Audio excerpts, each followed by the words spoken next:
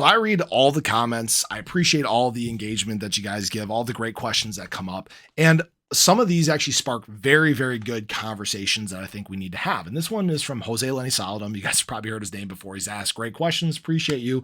And what he said is, why do many established devs choose to build and launch dApps and protocols on Solana over Cardano, even if Solana has repeatedly shut down and is notoriously known for being centralized and less secure to attacks?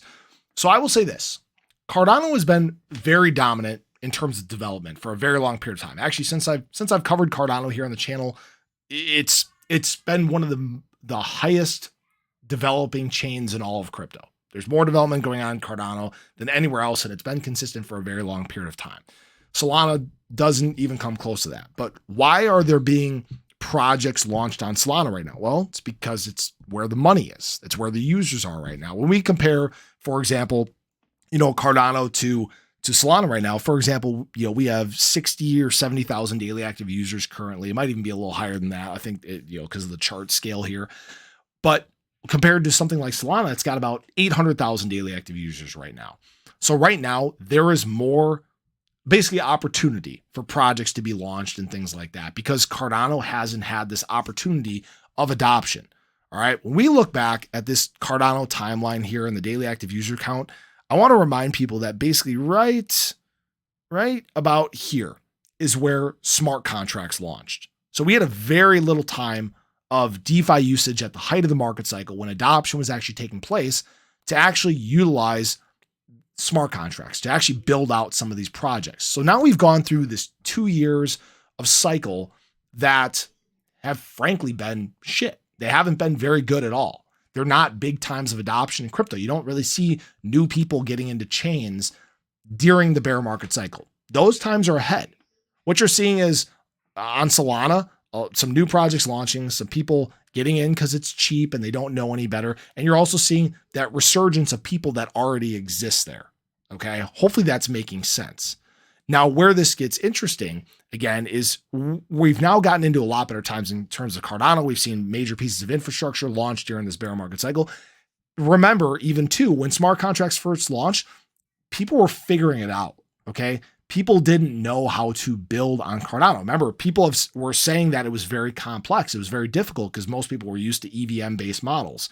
And now people are more familiar with it. There are tools that have been put into place to build easy, cheap dApps and smart contracts. Okay. So now we're at a time where Cardano development is still extremely high. And really what you just need is more users. And guess what? More users attract more developers, more projects attract more users. It's this vicious cycle that happens, right? But really what you need is the kickstart. Now I will say this, Cardano daily active users are beginning to climb, and that's a great sign. But the best times for that adoption are still in the future. They're still down the road here. We're still not in really the DeFi adoption time. That doesn't typically come until the last year of the market cycle. I expect to see these numbers surge. It wouldn't surprise me, if we're up in like the 100 to 150,000 daily active users up until about the beginning of 2025. And then that's really when we surge past these highs. That's when you get closer to the point of Cardano having about 1 million daily active users. That's when you see more of these projects take place. By that time, we'll likely have some sort of native stable or integration of existing stables or things like that. We've taken big steps forward throughout this the bear market cycle, right? But there are even bigger steps that are coming in terms of like I said, native stables, decentralization, or governance, right? There's a lot of big things coming. And I will remind people too, right now is not necessarily when you see these other chains have problems. Have some of them shown their issues? Yes. Ethereum gas fees are high. Solana's had more downtime. AVAX had downtime. Those problems still exist. And I'll remind people, guys, we're still in the early bull market. What do you think those problems that have not been fixed are going to look like when there is insane demand in the market? We are just beginning to see retail come back, but it's really not back. When we go from 5% of the world in crypto to 10% and actually major DeFi usage, these problems that have existed are really going to be extrapolated. They're really going to be present and they're going to make themselves known. And guess which chain doesn't have the problems? Cardano. All right.